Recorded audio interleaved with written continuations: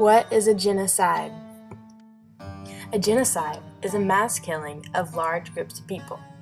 There are hundreds going on today that we have no idea about.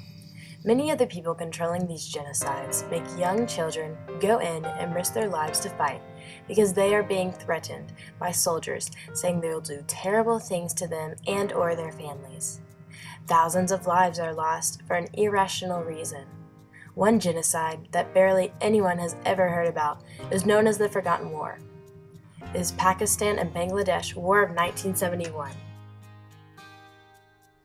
Why did the Pakistan and Bangladesh War begin? Bangladesh was part of Pakistan. The Bangladesh won a very important democratic election, which would have recognized the importance of their culture and language. Since Pakistan was controlled by the military that had no intention of recognizing the newly elected Awami League, the Bangladesh wanted to be an independent nation. Neighboring India supported them, but Pakistan Army started a campaign of genocides, lining up students, professors, townspeople, and anybody even suspected of supporting the Bangladesh and killing them. This war displaced millions of people, and thousands of people were killed.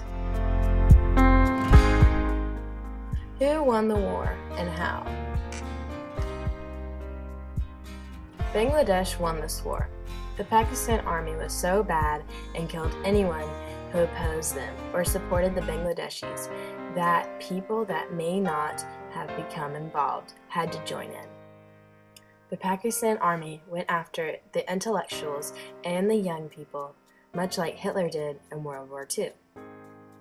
The Army refused to acknowledge the results of a democratically elected Bangladesh majority and instead decided to silence anyone who supported the Bangladesh.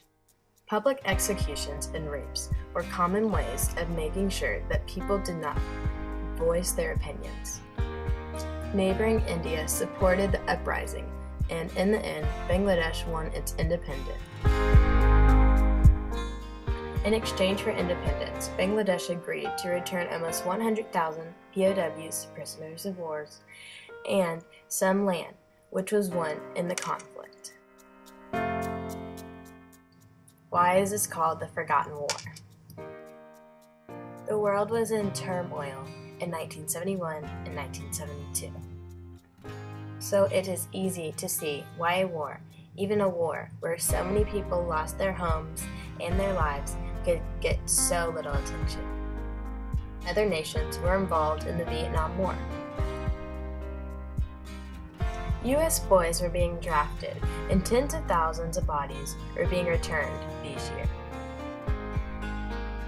It seems we just don't have the energy or room to be worried about other people's children and families when our own are dying at such a high rate. It is also important to remember that our only source of information back in the 70s were the words of brave journalists. Journalists who could only tell their real story after they have safely gotten out of the country. Information was delayed, and so many people were afraid to tell their stories. The internet was not part of our lives, and most of the world had to wait to hear about what was happening from the evening news and on newspaper, only after the journalists were safe enough to print and tell the story. Now, when horrible things happen, like in Syria, it doesn't take more than a second for the world to see what's going on. It still takes some time for nations to decide what to do, but the average person has so much more access that it is impossible to completely hide things that are going on in the world.